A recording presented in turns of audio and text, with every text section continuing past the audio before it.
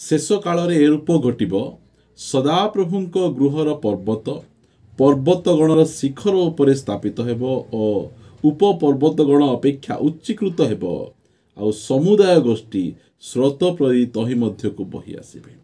जिसाय 2 अध्याय 2 पद लिखा जाए जे शेष काल ए प्रकार हेब आमे शेष काल रे वास करूछु शेष काल ए प्रकार हेब जे परमेश्वरंकर पर्वत सब पर्वतर शिखर उपरे स्थापित हेब। परमेश्वर पर्वत कहले तांकर मंडली आ प्रत्येक लोक स्रोत परी तांको निकटକୁ बही आसीबे। मात्र आमे देखुछु जे अनेक लोक से माने चर्च को आसीबा पई इच्छा करंती नहीं, उपासना को आसीबा को इच्छा करंती नहीं, मीटिंग को आसीबा पई इच्छा करंती नहीं। आज मु आपण मान को निकट रे किछि कथा कहिबा पई चाहे जे काहे कि लोक माने चर्च को आसंती नहीं। चर्च रे सेमानकु स्वर्गीय उपस्थिति मिलुछि, शांति मिलुछि, परमेश्वर सेमानकु वाक्य द्वारा कथा कहउछंती हेले मध्य काहे कि से माने आसीबा पई इच्छा करंती नहीं। दाऊद 122 गीतरे कहले जिते बेले लोक माने मते कहले आस आमने सदा प्रभु को गृह को जीवा एई कथा तो लोक माने कहले मु आनंदित हेली ए प्रकार कथा लिखा जाए। मात्र काहे कि अनेक ख्रिस्टियन माने अण ख्रिस्टियन भाई भौणी माने से माने जीवित परमेश्वर को गृह को यीशु कहले एहा मो पितांको गृह बापांको गृह को आसीबा पाई से माने काहे कि इच्छा करूनाहांती। मु केतरे कथा आपण मान को निकट रे मु रखिबा पाई चाहे एई सब कारण द्वारा से माने चर्च आसीबा पाई इच्छा करंती नै। प्रथम 2 कोरिन्थियो 4 अध्याय 4 पद रे प्रकार लिखा जाए ईश्वरंक प्रतिमूर्ति जे ख्रीष्ट ताहांकर गौरवमय सुसमाचारर आलोक जेपरी एही प्रकार लोकंक प्रति प्रकाशित न हुए एथि निमंते एही जगतपति अविश्वासी मानकर ज्ञान चक्षु अंध करे अछि। काहे कि से माने आसुनाहांती शैतान अविश्वासी मानकर ज्ञान चक्षु को अंध करी अछि, जहा द्वारा कि गौरवमय सुसमाचार यह कौनसी 2-3 दिन वर्षे 2 वर्षर खुशी खबर नहीं, एटा गोटे साधारण खुशी खबर नुहे, यह गोटे गौरवमय सुसमाचार अटे। ए गौरवमय सुसमाचार कौन अटे? तुमको नरक को जीवाकू पड़िबो नहीं, तुम पाई अनंत स्वर्ग रखा जाय अछि। स्वर्गर परमेश्वर तुम समस्त पाप को क्षमा करि अछंती, तुमको स्वर्गीय आशीर्वाद रे पूर्ण करि अछंती। एई जो सुसमाचार रही एई सुसमाचार आलोक जे प्रकार विजाति मानक प्रति अविश्वासी मानक प्रति न वर्ते एथिपाई एही जगतपति शैतान से मानकर ज्ञान चक्षु को अंध करी अछि। दिने आम मानकर ज्ञान चक्षु को मध्य शैतान अंध करिथिला, मात्र प्रभु तांकर बड़ दया अनुग्रह रे आम मानकर सेही ज्ञान चक्षु को आम मानक अंतर चक्षु को फिटेले और आज आमे सेही परमेश्वरंकर गृह मध्य को आमे आसी पारिछु। आमे प्रिय भाई भौणी माने काहे आसी पारु नाहंती? सुसमाचार रे किछि भूल नहीं, प्रभु को निकट रे कोनोसी प्रकार भूल नहीं, मात्र शैतान से काम करिछि। अविश्वासी मानकर ज्ञान चक्षु, ज्ञान कहले अंतरर बा हृदयर चक्षु को से बंद करि अछि, जहा द्वारा कि से माने प्रभु को निकट को बा चर्च को से माने आसी पारु नाहंती। आउ काहे कि लोक माने चर्च को आसी पारु नाहंती? एफिसियो पुस्तक 2 अध्याय 1-2 पद आम माने पढ़िबा। से स्थान रे साधु पाउल से आमान को कोन कहू अछंती आम माने देखिबा।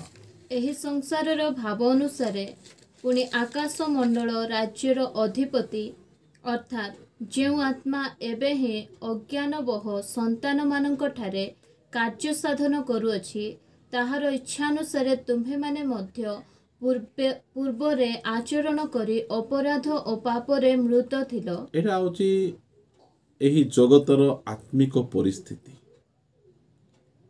सेमानक निकटरे सुसमाचार गले मध्य सेमाने कौन हेचंती जे पाप आउ अपराध रे सेमाने मरी जाइछंती। सेमाने आज्ञाबह संतान नुहे, अनाज्ञाबह संतान आउ सेही आकाश मंडलर राज्यर अधिपति सेमानंकु एही प्रकार भावरे पापरे अपराधरे मृत करिअछि जे सेमाने आ ऊपर को मुंड टेकिबा पाई सत्य प्रभु जे के अछंती ताहा जानिबा पाई सेमानक पाखरे सामर्थ्य नहीं। ए वाक्य अनुसार जदि हम जगत को देखिबा जगत की प्रकार मरिकिना पड़ी एठी सब पड़ी सेठी सब पड़ी आम देखिपार कारण पाप और अपराधरे मृत मरी जाइछंती। पाप कले पाप एंजॉय लगुच पाप पाप परी लगु ना अपराध अपराध परी लगु कारण से माने से सब मरी जाइछंती। किछि धार्मिकता रही किछि जना नहीं पाप क्षमा दरकार यह से जना नहीं आम अनंत जीवन रही जना नहीं कारण से अवस्था यही प्रकार अवस्था से अच्छी जे से माने पाप और अपराध रे से माने मृत होइछंती से माने चर्च को आसु नाहंती चर्च रो सहभागिता को आसी पारु नाहंती कारण से माने मरी जाइछंती आ अन्य कोनोसी विषय चिंता करिबा पाई से मानको पाखरे समय नहीं। ए प्रकार अवस्था मु आपण मानकु आगु को बढ़ेबा पाई चाहे आपण मानक निमंते मु रोमियो पुस्तक ताहार 2 अध्याय कहीं लोक माने प्रभुंक निकट को आसु नाहंती रोमियो ताहार 2 अध्याय मु आपण मानक निकट रे 24 पद रखिबा पाई चाहे कारण जेपरि लेखा अछि तुम्ह मानक हेतु विजाति मानक मध्यरे ईश्वरंकर नाम निंदित हेउछि। हां कारण जेपरि लेखा अछि एटा लेखा दिबा कथा पाउलो कहउछंती तुम्ह मानक सकासु बा तुम्ह मानकर हेतु विजाति मानक मध्यरे ईश्वरंक नाम निंदित हेउछि।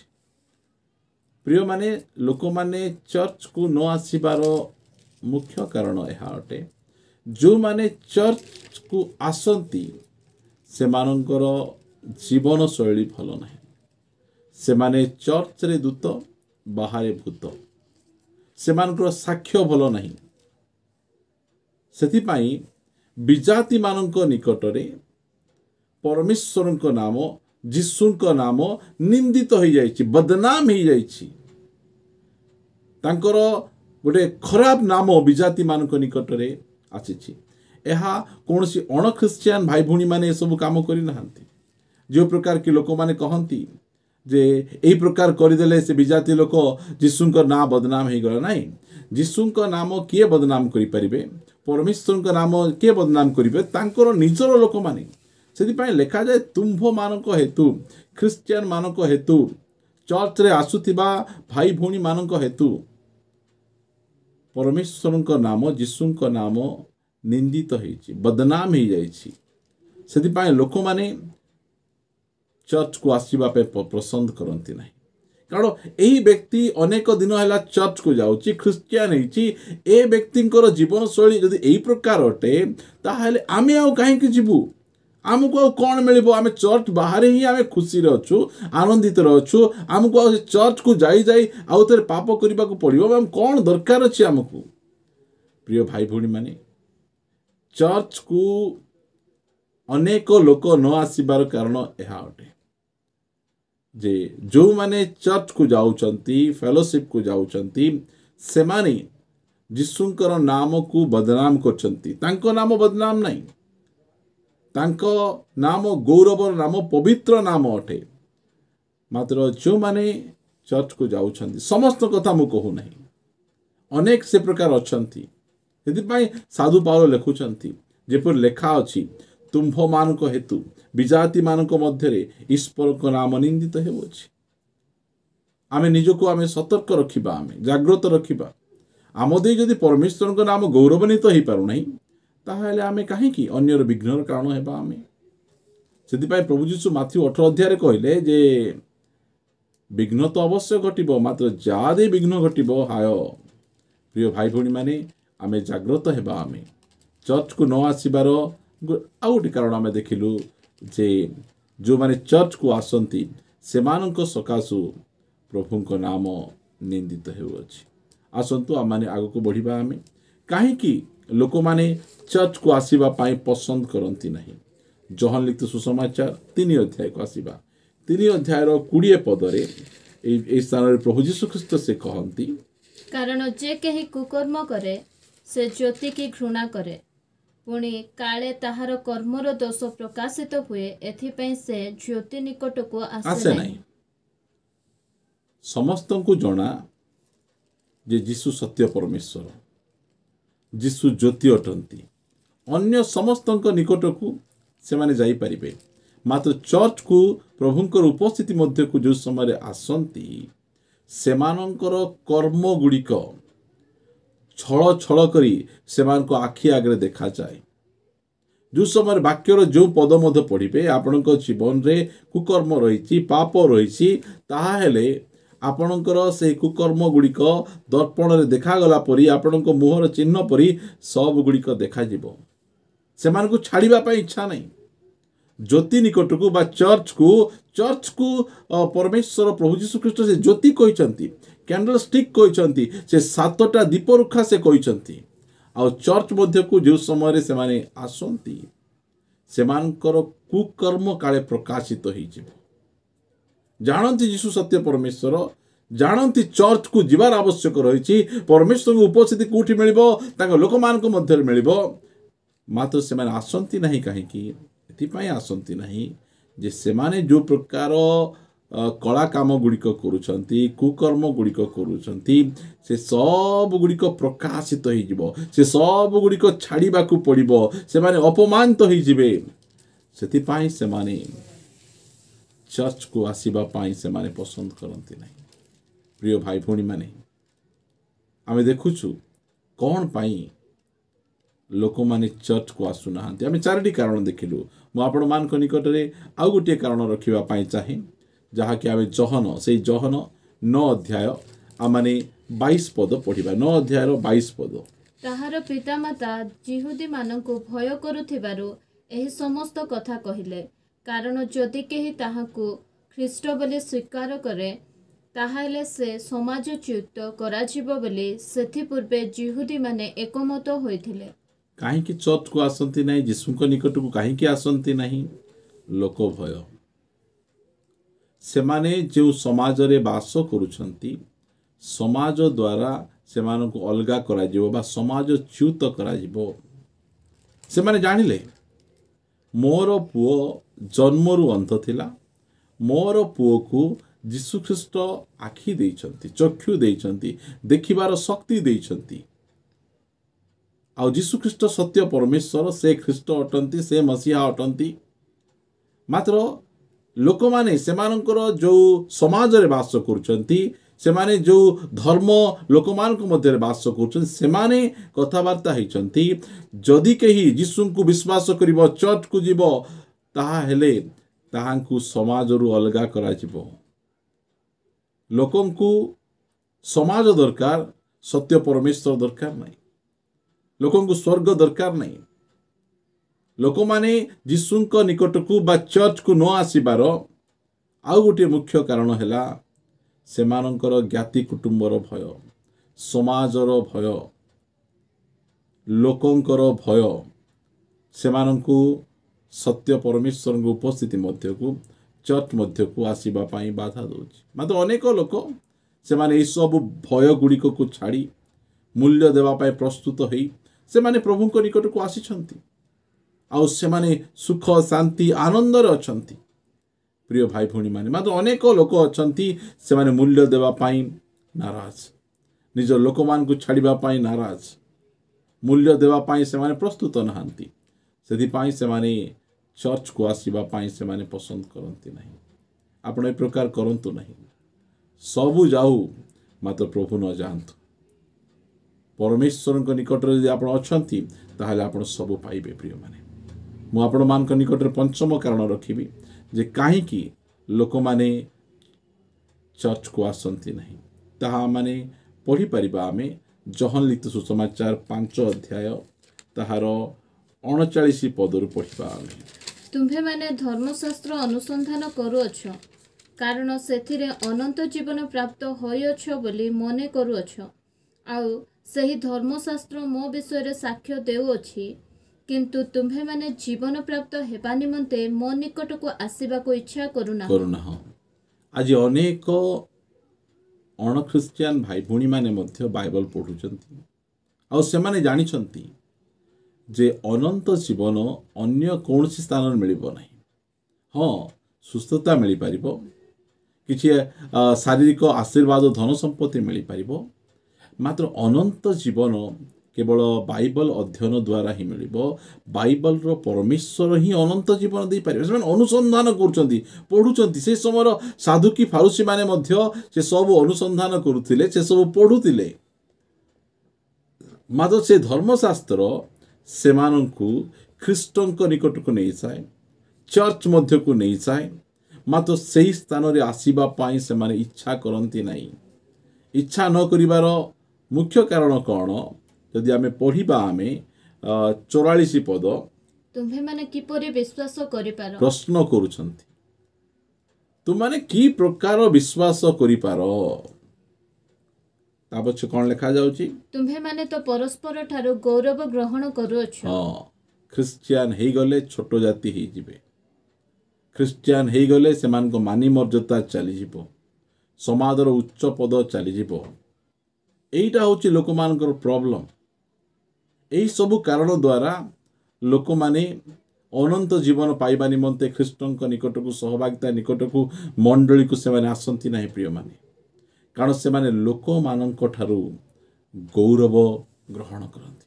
स्वर्गर परमेश्वर से गौरव देवाई चाहूँगी, मात्र से परमेश्वर गौरव चाहूना। यही साधारण लोक मान ठारू गौरव मु जदि ख्रीष्टों निकट को पलैजी ताहले मोर मानी मर्यादा चलीज, मु छोट जाति होइजिबी, मोर गौरव चलीज, लोक माने मते आ सम्मान देबे नहीं, छी छी कहिबे।